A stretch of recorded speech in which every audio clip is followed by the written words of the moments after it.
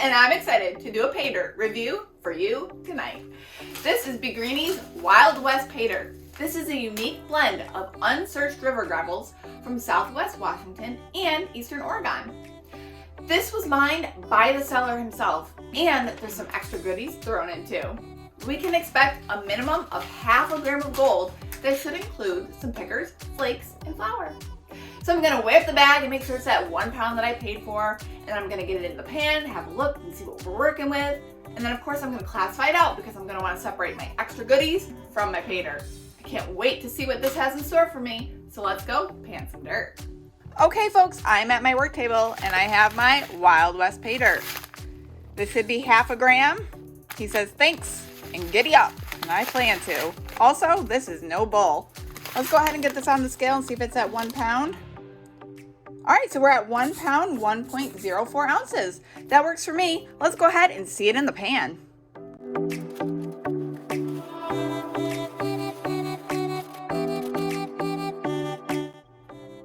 Here it is in the pan. The material is definitely dry, so that's cool. And I already see some coins in here. I see a piece of turquoise. Neat. And ooh, is that maybe a piece of silver perhaps? I don't know. Interesting. I do see some organics as well. I see some leaves and stuff in there. I'm gonna go ahead and check for magnetite, my trusty magnet here. So I'm gonna go ahead and swirl it around. Drop it off. Not really that much. That's good. I am gonna go ahead and classify this down for an easier panning experience. I'm gonna use my 10 mesh classifier, so you hang tight.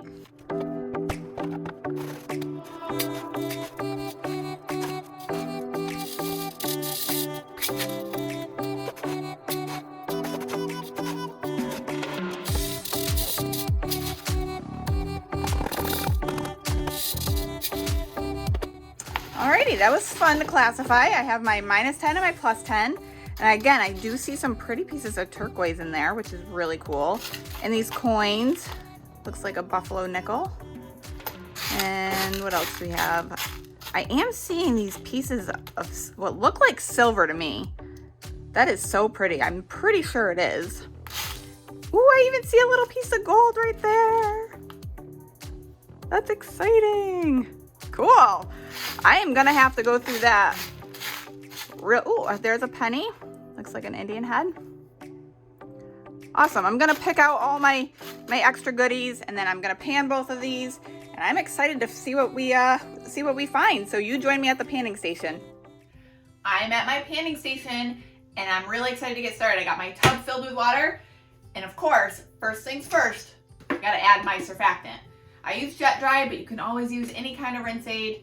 It just breaks that surface tension of the water so your gold doesn't float out of your pan. Swirl it around a little bit. Let's get started. I'll start with my -10.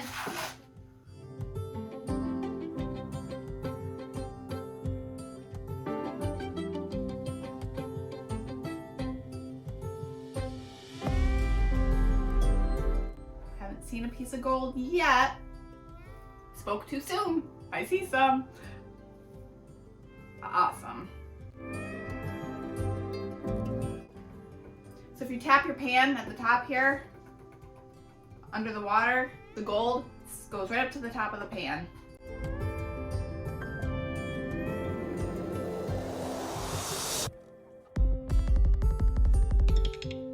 Oh yeah, we have some pickers and flour and lots of stuff. I'm down to just a little bit of black sand up there and some gold. Slow down my panning a little bit. Make sure I catch it all. And when I see it, I always like to snuffer it up, especially if there's a lot of black sand.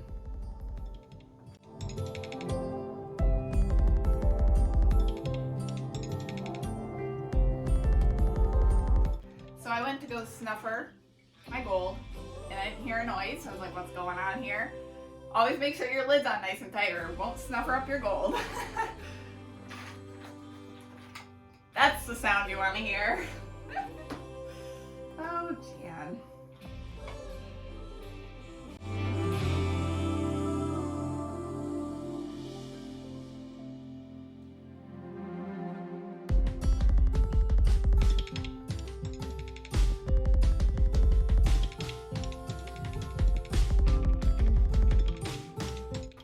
So I always like to do my panning really slow, especially when I'm doing a review. You know, I want to make sure that I give everybody a fair review. I want to make sure they don't miss anything. So I go through my tailings a couple times and I just pan my dirt really slow, making sure I give everybody a fair chance, fair review, finding all the gold that I can.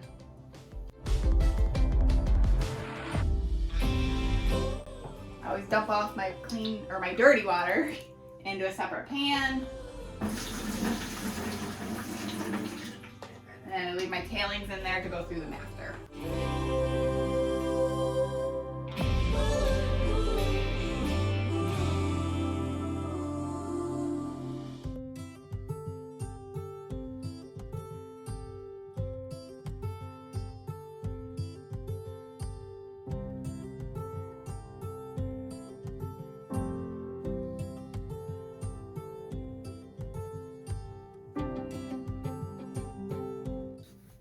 So I'm pretty excited. I am getting ready to take a trip out west. I do this every year, right around Christmas time. You know, I try to spend as much time out in the desert prospecting. Usually we end up Arizona area. And I have a lot to take with me, so I'm trying to plan and get all that ready. We go in our RV, so we have lots of room to take all of our stuff, like our gold fox trommel and our gold cube and pans and shovels and, you know, our metal detectors, just all of the goodies that we can bring out there, and hopefully we find some gold. It's a great prospecting trip and I'm so excited and I can't wait, and it's coming up so soon.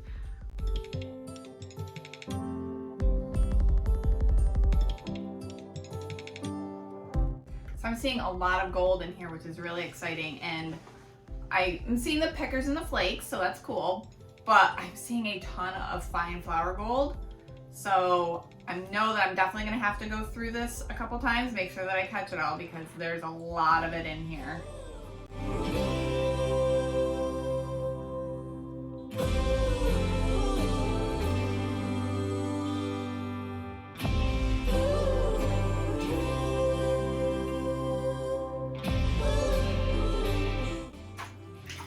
I'm actually thinking about checking out the Soldier Boy claim. It's a GPA claim out there, out in the Arizona area, and I'm curious, did any of you, have you prospected it before? How does it look? I'd love to hear what you have to say about it if you've experienced it out there.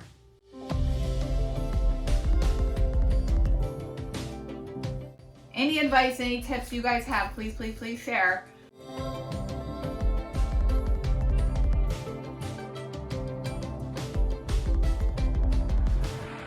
So a little sneak peek for you.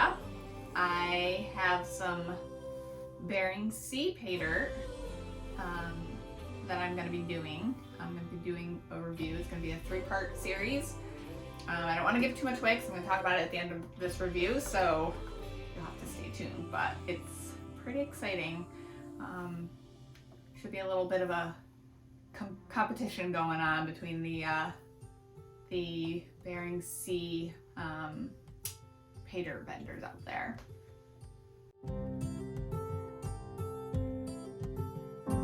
Decent amount of gold in here. That's really exciting to see. I definitely think we're gonna hit that half gram.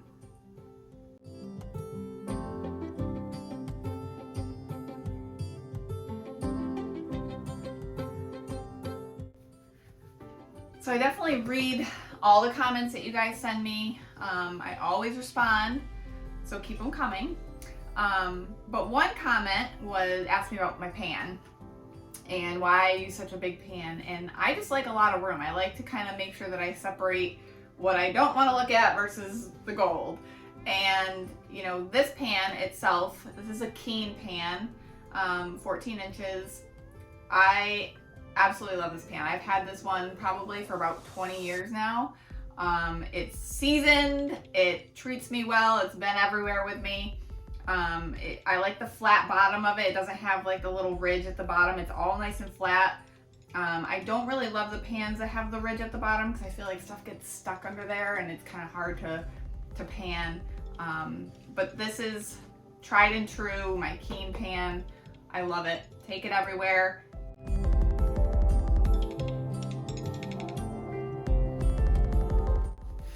Last of my -10 stuff. And then we'll get on to my +10 stuff. And then I'm gonna dry everything up. Obviously, I'm gonna go through my tailings a couple times. And then you guys are gonna join me at the scale and we're gonna weigh all this up.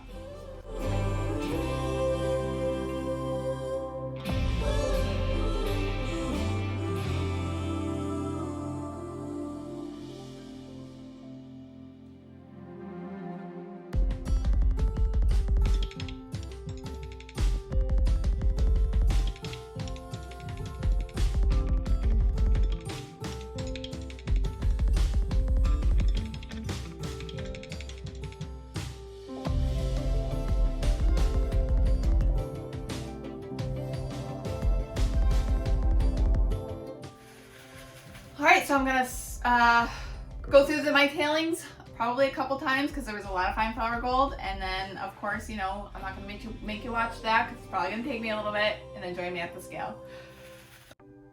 Alright, prospectors, I have gone through my pay dirt and this is what I've recovered. I have some coins, some turquoise, and even some silver.